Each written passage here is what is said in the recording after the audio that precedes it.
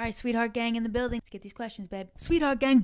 Thoughts on Dunkin Donuts serving avocado toast? I'll be honest, I don't love that. I think Dunkin Donuts avocado toast is like mixing two different cultures. It's people who work and should be respected, and people who curate vibes and should be stabbed in the throat.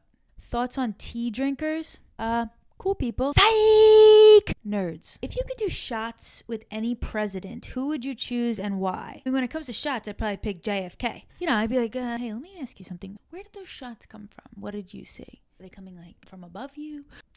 Or are they coming from like here, you know? Was it Jackie? Was it Jackie O from the side? Best response to an anti-vaxxer? No response. Who cares? I chose to get vaccinated for myself. Most people that I know are choosing to get vaccinated. And other people have a right to choose not to get it. But listen, your body, your choice. Isn't that our slogan? But then people say, well, it's not your body, your choice because what you do with your body affects my body because you could give me COVID. No, because if you chose to get vaccinated, then it doesn't matter that they're not vaccinated because you won't be getting COVID. I mean, am I crazy? Hit the DMs. Overalls, yay or nay? Yay!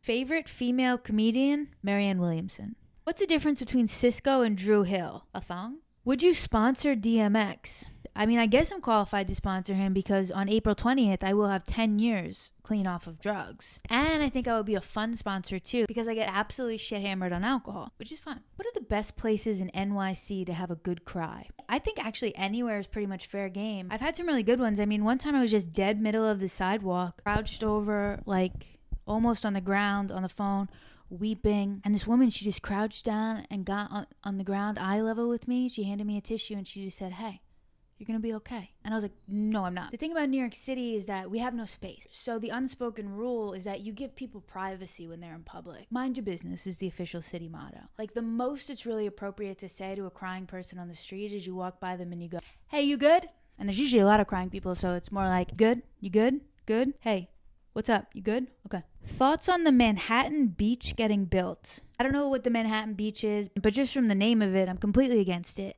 I mean, I think Manhattan is probably one of the only islands in the world that is not a legitimate aquatic zone. Anyone trying to bring aquatic energy to this city is a sick puppy, and they should be sent to a gulag.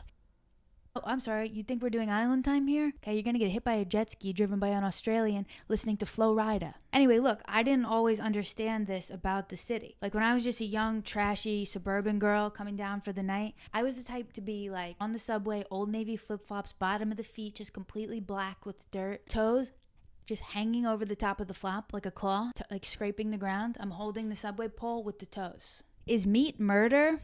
Lock me up. What do I have to do to join your sweetheart gang?